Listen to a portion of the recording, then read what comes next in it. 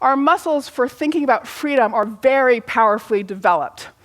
And you can know that, you can recognize how powerful our muscles for talking about freedom are just by trying to come up with the clichés that we have about freedom. We have lots and lots of clichés about freedom. So, isn't this a free country, right? We hear that all the time.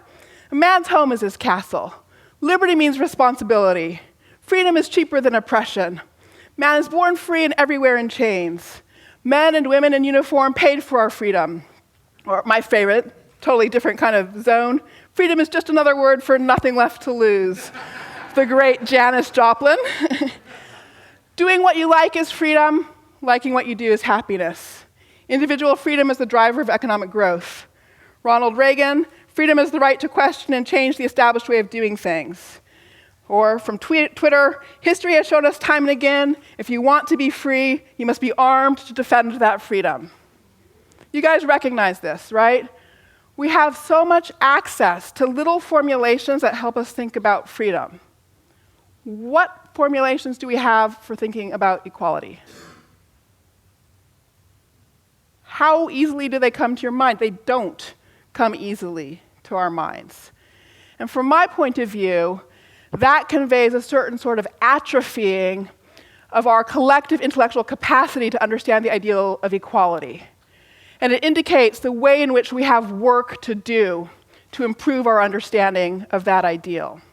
So that's the work that I've really set out to do in this book, Our Declaration. It's just to try to jumpstart our ability to think about equality.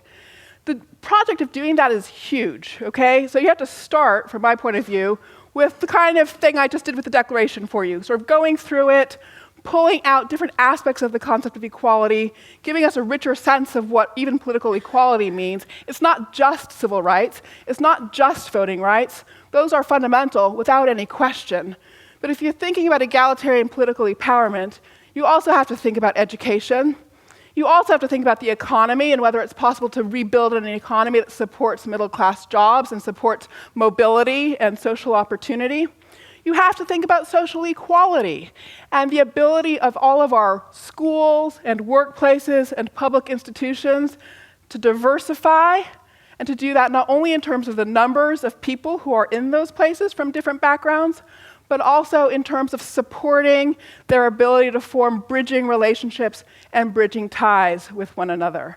In other words, political equality involves all of that activity. We have to expand our thinking well beyond the parameters of civil rights and voting rights.